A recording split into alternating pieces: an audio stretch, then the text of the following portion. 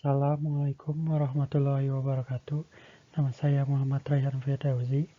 Di sini saya akan membahas soal mekanika tanah. Langsung saja kita ke soal yang nomor 1. Di sini terdapat tabel hasil tes ayakan. Diketahui LL-nya 35%, PL-nya 26%. Yang diminta gambar grafik hasil tes. Yang kedua, tentukan harga CU dan CC. Yang ketiga, klasifikasikan tanah tersebut dengan metode USCS dan ASTO. Ini grafik hasil tes ayakannya.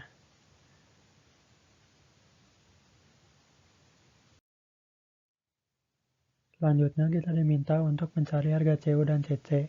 Pertama, kita mencari D10, D30, dan D60 pada grafik hasil tes ayakan. D10-nya 0,03 mm, D30 0,15 mm, dan D60 0,275 mm. Sekarang kita bisa masukkan ke rumus CU dan CC. Untuk CU, rumusnya D60 dibagi D10. D60-nya 0,275 dibagi D10 0,03, hasilnya 9,16. Untuk CC, rumusnya D30 kuadrat dibagi D10 dikali D60. D30-nya 0,15 dikuadratkan dibagi D10 0,03 dikali D60 0,275. Hasilnya 2,72. Sekarang kita diminta untuk mengklasifikasikan tanah tersebut dengan metode USCS dan ASTO. Untuk USCS, karena kurang dari 50% yang lolos ayakan nomor 200, yaitu sebesar 12%, maka tanah tersebut berbutir kasar, bisa pasir atau kerikil. Selanjutnya, kita menentukan persentase dari kerikil dan pasir. Untuk kerikil, rumusnya 100% dikurang persentase yang lolos ayakan nomor 4, yaitu 100 dikurang 100. Hasilnya 0% kerikil. Untuk pasir, rumusnya persentase yang lolos ayakan nomor 4 dikurang persentase yang lolos ayakan nomor 200. Hasilnya 88% pasir. Karena persentase pasir lebih banyak dari kerikil, kita gunakan tabel USCS yang pasir. Dan karena di sini kita sudah punya nilai CU dan CC, kita tinggal mencocokkannya dengan kriteria yang ada pada tabel USCS pasir di samping. Seperti yang sudah saya tandai dengan warna merah, tanah yang kita miliki masuk ke klasifikasi ML atau MH yang punya kriteria CU-nya lebih besar dari 6 dan CC-nya di antara 1 sampai 3. Untuk menentukan klasifikasinya ML atau MH, kita gunakan bagan plastisitas. Kita sudah memiliki nilai LL dan PL. Untuk PI, nilainya LL dikurang PL, yaitu 9%. Sekarang kita masuk ke bagannya. Karena LL-nya 35% dan PI-nya 9%, hasilnya berada di bawah garis A. Seperti yang sudah saya tandai dengan titik biru. Yang masuk ke daerah ML.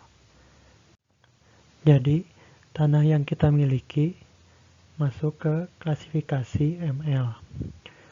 Untuk simbol kelompoknya yaitu SWSM, yaitu Well Graded Sand with Silt, yaitu pasir bergradasi baik dengan lanau.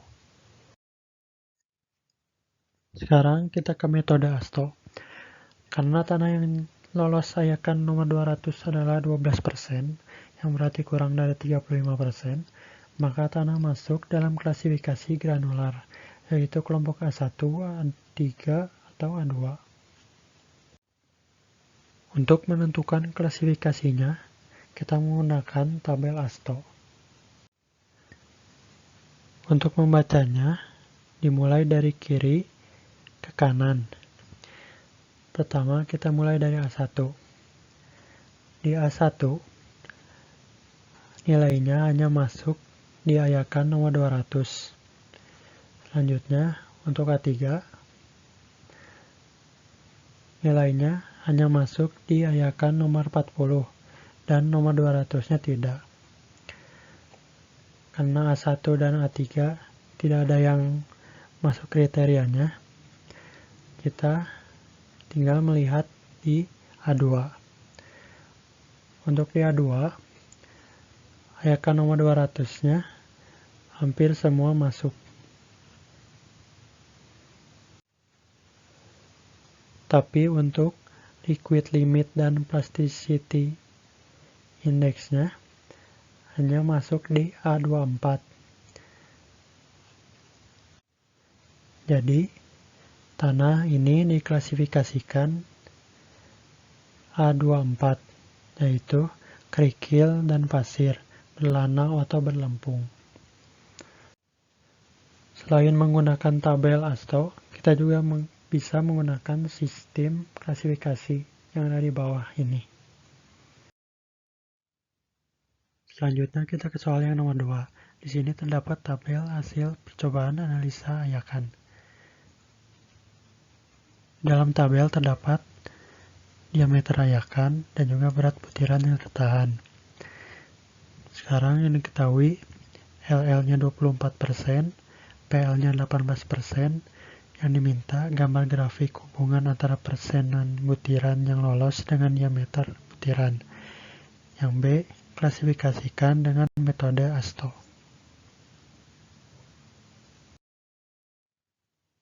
Sebelum membuat grafiknya, kita harus menentukan persentase berat lolos ayakan. Pertama, kita ubah dulu berat butiran yang tertahan ke dalam persen. Yang rumusnya, berat tertahan sama dengan berat tertahan dalam gram dibagi berat total yang tertahan dikali 100. Setelah mendapatkan berat tertahan yang dalam persen, kita mencari berat kumulatifnya, yaitu rumusnya berat kumulatif sebelum ditambah berat tertahan. Setelah mendapatkan berat kumulatif, kita bisa mencari persentase berat lolos ayakan, yang rumusnya 100% dikurang berat kumulatif. Dan ini grafiknya.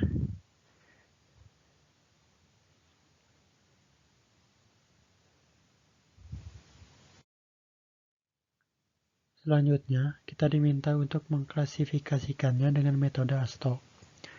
Karena tanah yang lolos ayakan nomor 200 nilainya berkisar antara 8,67% sampai 5,37%, yang berarti kurang dari 35%, maka tanah masuk dalam klasifikasi granular, yaitu kelompok A1, A3, atau A2. Caranya seperti nomor 1 tadi. Kita menggunakan tabelnya. Dimulai dari A1. Di A1, untuk A1A, hanya masuk di ayakan nomor 40 dan nomor 200, dan juga plasticity index-nya. Untuk A1B, nomor 40 dan 200-nya masuk, dan juga plasticity index-nya juga masuk. Jadi, tanah ini juga diklasifikasikan A1B. Tapi kita juga harus melihat yang lainnya. Untuk A3, tidak masuk semuanya. Untuk A2,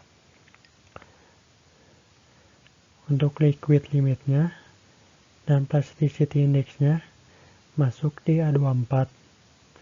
Berarti tanah ini juga diklasifikasikan A24.